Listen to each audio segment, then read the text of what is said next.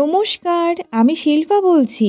আপনাদের সকলকে স্বাগত আমার চ্যানেল শিল্পা ডট প্রবীরে আরও একটি নতুন ভ্লগে।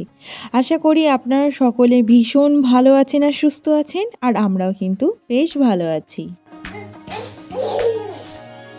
এই কয়েকদিন যাবৎ কিন্তু বেশ ঠান্ডা পড়েছে, অতিরিক্তই ঠান্ডা লাগছে, সেই যেন মনে হচ্ছে হাড় কাঁপানো ঠান্ডা। কিন্তু ওই ঠান্ডা বলে যে লেপের তলাতেও অনেকক্ষণ বসে থাকবো বা ধীরে সুস্থে বেশ কাজ করব, সেরকমও এখনকার পরিস্থিতি নয়। আগেকার দিন হলে হয়তো বা এগুলো আমি করতে পারতাম, এখনকার পরিস্থিতিটা একদমই কিন্তু আলাদা। সেটা অবশ্যই আমরা মা বাবা হয়েছি বলে, তাই নিজেদের কর্তব্য তো করতেই হয়। ঠান্ডা বলে যে একদম সে অলসতা ভাব এসে যাবে, এটা কিন্তু হতেই পারে না। তাই ওই জন্য সকালে যেরকম সময় উঠি সেরকমই উঠে পড়েছি, সঙ্গে আমার ছোট্ট বাবাও উঠে গেছে। আর এই যে ঘরের কাজও শুরু করে দিয়েছি।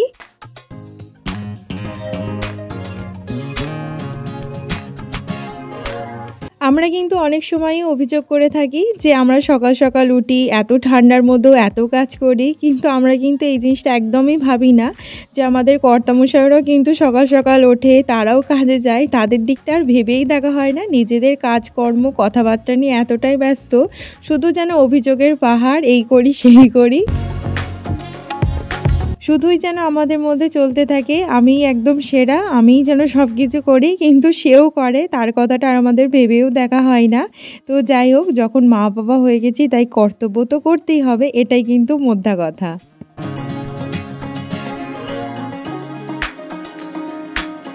শীত যতই মাথার উপর উঠে ছুঁড়ে ঘোরাক না কেন, কাজ তো আমাদের করতেই হবে। তো এখন আমি বাইরে একটু জামা কাপড়গুলো মেলবো, সাথে ছোট্ট বাবাটাকেও রেডি করিয়ে দিয়েছি, কারণ সে তো একা কোনো মতে ঘরে থাকবে না, আমার সঙ্গে তাকে বেরোতেই হবে।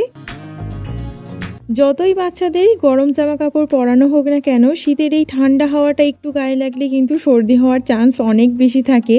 তাই যতটা সম্ভব তাড়াতাড়ি করে এই কাজটা করে আমি ঘরে চলে যাওয়ার চেষ্টা করব। এই বছরটা যেন মনে হচ্ছে একটু বেশিই ঠান্ডা পড়েছে। আমি তো কোনো বছর এরকম সোয়েটার পরে সারাদিন থাকি না, কিন্তু দেখছি আমারও সোয়েটারের প্রয়োজন পড়ছে।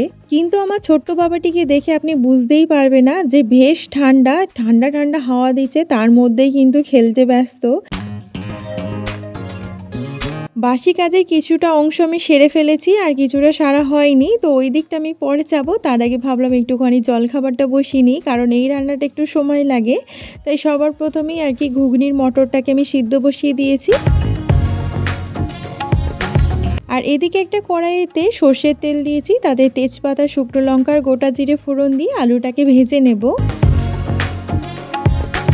আলুটা একটু হালকা করে ভেজে নেওয়ার পর এখানে আমি পেঁয়াজটাকে অ্যাড করেছি। পেঁয়াজটা আর আলুটা খুব ভালো করে ভাজা হয়ে গেছে, তাতে আদা, রসুন, টমেটো দিলাম। আর ওই মশলা বলতে সেই চেনা পরিচিত মশলা, হলুদ গুঁড়ো, লঙ্কা গুঁড়ো, জিরে গুঁড়ো, এগুলো ছাড়া তো কোনো কিছু রান্না ভাবাই যায় না। সেই দিয়ে খুব ভালো করে কষিয়ে নিয়েছি। এখন সিদ্ধ করা মটরটা দিয়ে দিলাম। আর হ্যাঁ, মটরটাতে একটু খাবার সোডা দিয়ে সিদ্ধ করেছি, এতে করে কিন্তু খুব ভালো সিদ্ধ হয়ে যায়।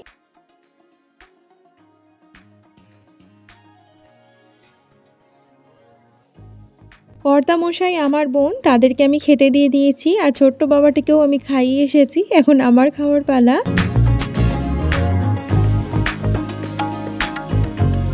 এই ঘুগনিটার উপর দিয়ে একটু ধনেপাতা কুচানো, একটু পেঁয়াজ কুচানো, লঙ্কা কুচানো আর লেবুর রস দিয়ে খেতে কিন্তু বেশ ভালো লাগে।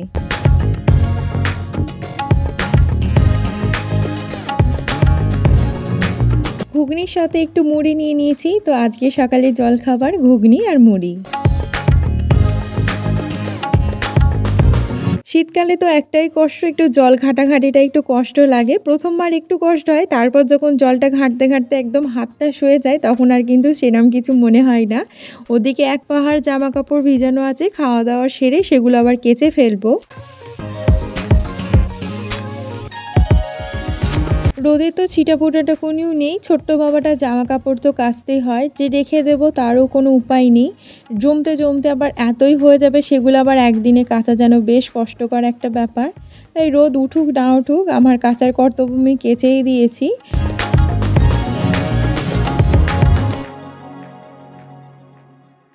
তবে এই রোদটা না ওঠার কারণে ভেজা জামা কাপড়ে কিন্তু একটা বিশ্রী গন্ধ হওয়ার সম্ভাবনা থাকে, তাই রোদটা ওটা ভীষণ দরকার।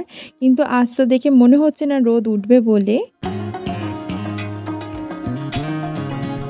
এরই মাঝে কিন্তু অনেকটা সময় অতিবাহিত হয়ে গেছে, স্নান সেরে পুজো দেওয়া হয়ে গেছে, কিন্তু আপনাদের সঙ্গে আর সেরকম কিছু শেয়ার করা হলো না।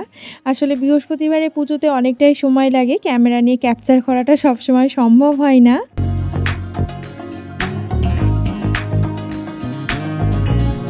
আর এদিকে আমার মা সরা পিঠে পাঠিয়েছে, আমার তো ভীষণ ভালো লাগে, খুব সুন্দর লাগে এই পিঠেটা খেতে, আর কি সুন্দর হয়েছে, তো সেটাই আর কি গুড় দিয়ে খাচ্ছি।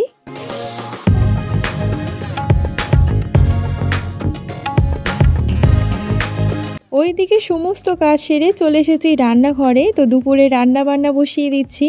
তো ভাতটা হয়ে গেছে আর এখানে বানাচ্ছি মাংসর তরকারি।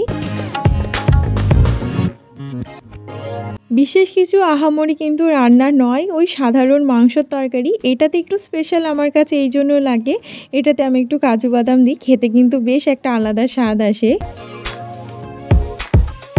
তেলেতে গোটা কয়েক গরম মশলা দিয়েছি আর সাথে তেজপাতা দিয়ে পেঁয়াজটাকে ভেজে নিচ্ছি। আর এদিকে একটা মশলা বানিয়েছি, সেটাতে আদা, রসুন, টমেটো আর কাজু বাদাম দিয়েছি। আর ওই গুঁড়ো মশলার মধ্যে চেনা পরিচিত গুঁড়ো মশলা, হলুদ গুঁড়ো, লঙ্কা গুঁড়ো, জিরে গুঁড়ো আর সামান্য একটু চিনি দিয়েছি, টেস্টটা যেন একটু বেশি বেটার হয় চিনিটা দেওয়ার কারণে। এবার আর কি ধৈর্য ধরে কষিয়ে নিয়েছি মাংসটাকে। ঠিক যতটা ধৈর্য থাকলে আপনাকে ধৈর্যবান ব্যক্তি বলে মনে করবে, ঠিক ততটা ধৈর্য ধরেই মাংসটাকে আমি কষিয়ে নিয়েছি। সাথে আলু দিয়ে এবার জল দিয়ে ভালো করে ফুটতে দেব। এই দুটো জিনিস সিদ্ধ হয়ে গেলেই রেডি আমাদের মাংসের তরকারি। তো এই যে এখন খাবার দাবার বাড়তেও বসে গেছি। এদিকে ভাত নিয়েছি, এক টুকরো লেবু আর মাংসের তরকারি।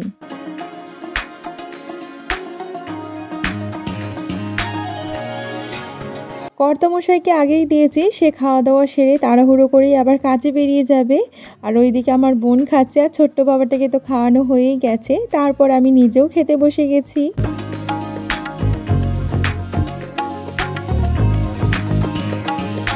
এতটা সময় ধরে যদি আপনি আমার ভিডিওটি দেখে থাকেন, তাহলে তো আপনাকে একটাই কথা বলতে হবে, যদি ভিডিওটি ভালো লেগে থাকে একটা লাইক দিতে ভুলবেন না।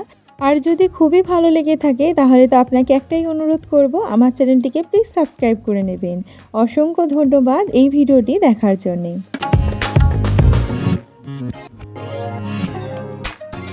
সন্ধ্যের চায়ের সঙ্গে আপনাদের আবারও ওয়েলকাম করি। তো এখন বেশ গরম গরম 3 কাপ চা করে নিয়েছি, আর শীতকালে চা বা কফিটা খেতে কিন্তু বেশ ভালো লাগে।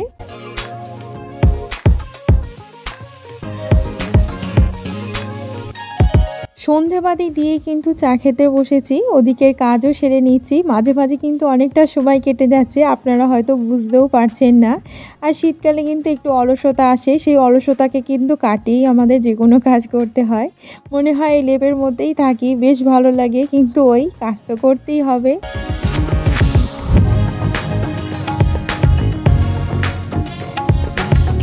এই ঠান্ডা জলেতে বাসনটা মাজতে কী যে কাঁপুনি আসছে, মানে আপনাদের আমি বলেও বোঝাতে পারবো না, কিন্তু ওই কাজ তো করতেই হবে।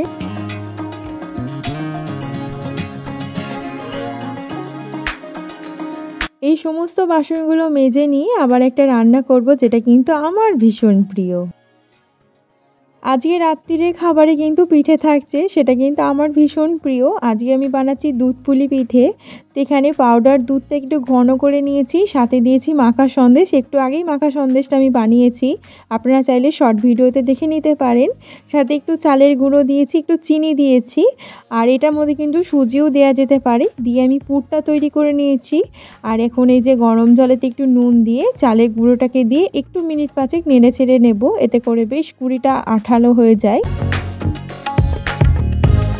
এটাকে কিন্তু এবার গরম অবস্থাতেই মেখে একদম মসৃণ করে নিতে হবে। এটা একটু কষ্টকর, কিন্তু কিছু করার নেই। তো এই যে খুব ভালো করে মেখে মসৃণ করে নিয়েছি। এখন এটা একটা বাটির শেপ দিয়ে দিলাম। এর মধ্যে এখন পুরটা ভরে খুব ভালো করে মুখটা বন্ধ করে দেব। আর সাধারণ একটা ডিজাইন, যেটা আমি সাধারণত করে থাকি, একদমই ওই রকম হালকা পাতলা একটা ডিজাইন, কোনো রকম এটা ডিজাইন না বললেও চলে। আর এদিকে মা বাবাও এসেছে, তাদের সঙ্গে গল্পও করা হচ্ছে, পিঠেও বানিয়ে নেওয়া হচ্ছে। দেখুন তো, এক থালা পিঠে বানিয়ে নিয়েছি। এবার আর কি শুধু দুধেতে দিয়ে ফোটালেই রেডি হয়ে যাবে আমাদের দুধ পুলি পিঠে। এখানে দুধের মধ্যে কিন্তু আমি বেশ খানিকটা জল দিয়েছি, তারপর খুব ভালো করে একটা ফুট এসে গেলে তারপরে কিন্তু এই যে পিঠেগুলোকে দিতে হবে। আর এই যে আমি এখন গুড়টা দিয়ে দিচ্ছি, আমি কিন্তু এটা চিনি দিয়ে বানাবো না, শুধুই গুড় দিয়ে বানাবো। তাই বেশ খানিকটা গুড় দিয়ে খুব হালকা হাতে একবার মিক্স করে ছেড়ে দেবো। সমস্ত পিঠেগুলো একটু ভেসে উঠেছে, তার মানে এগুলো খুব ভালো করে সিদ্ধ হয়ে গেছে। তো রেডি হয়ে গেছে আমাদের দুধ পুলি পিঠে। আর ভিডিওটা কিন্তু আমি এখানেই শেষ করব। শীতকালে এরম গরম গরম পিঠে খাওয়ার কিন্তু মজাই আলাদা। আর খুব শীঘ্রই দেখা হবে আরও একটি নতুন ভিডিওতে। ততক্ষণ আপনারা খুব ভালো থাকবেন আর সুস্থ থাকবেন।